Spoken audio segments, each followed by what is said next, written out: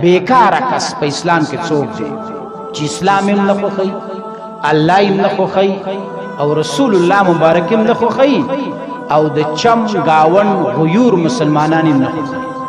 په معاشره کې بدی کاری چې هغه مزدوري نه چې هغه خپل مزدوري نه کوي، طاقت الله ورکړي، ځواني ورکړي.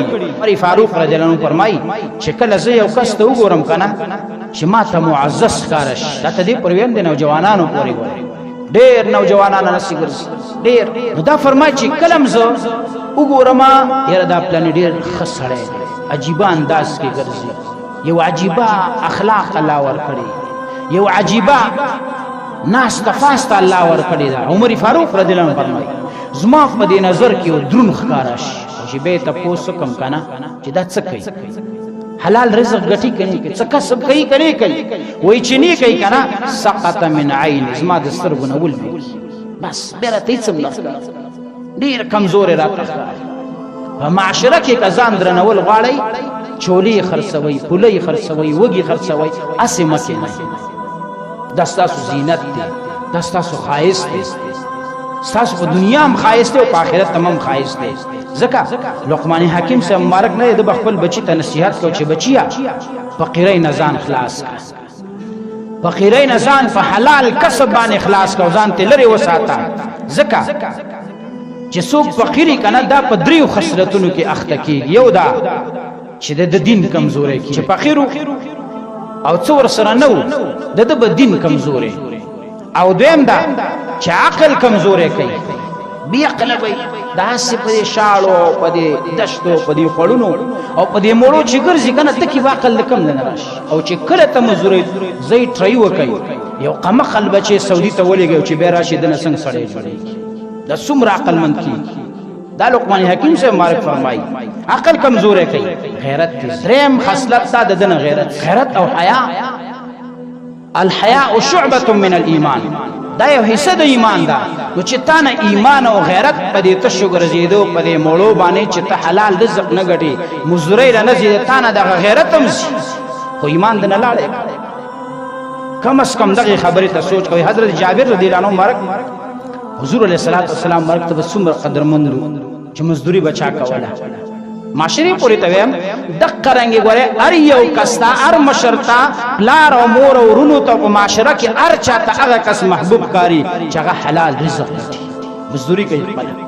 حضور علیه الصلاۃ والسلام مبارک جابر رضی الله عنه مبارک راغی داس دبا نالبندی کولا، اسونه وغیرہ دې ته به نالونه لګول. په دې ټیم کې د جابر رضی الله عنه خو سخ چټکې بم وخی او داسې دغه بدینی وری دا لاسونه سړی شوی موړی شوی. جابر رضی الله عنه مبارک چراله حضور مبارک سره مصافحه وکړه، داسې رسول الله مبارک د لاس ورک نو د لاس سخ محسوس کړ. رسول الله مبارک خو د سپنجو د ریخمونو زیات پاستل اسنو. په شمایلو کې راځي چې د ریخمونه زیات پاستل اسنو د رسول الله مبارک نو د جابر رضی الله عنه مبارک لاس کې ولوي ډیر سخت. جابر څه دا ولی وی خپل بچو د پاره حلال رزق کټم، نالبندۍ روزگار کوما.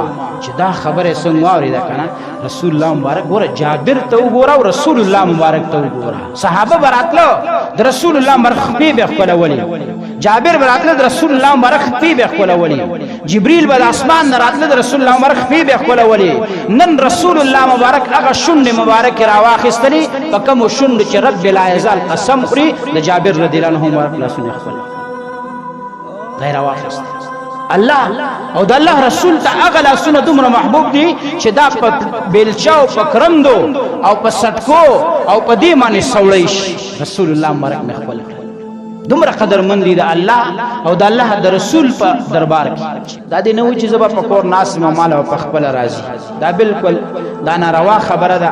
ځکه امام احمد بن حنبل رحمه الله مبارک لیکلي دي په خپل کتاب الزهد کې چې ولید بن عمر رضی الله عنه فرمایي چې په تورات کې دا خبره لیکل شوې ده چې اے د آدم زویا لاسونه خوځوا، خپل لاسونه خوځوا، اسې مکینا. یعنی داسې ډېر خلک ناس اوس په دغه تمه چې مال به پلار کې ورونه به را لګټي، په دې هغه کې خدای به را کوي مړه رزق دینه والا الله ہے.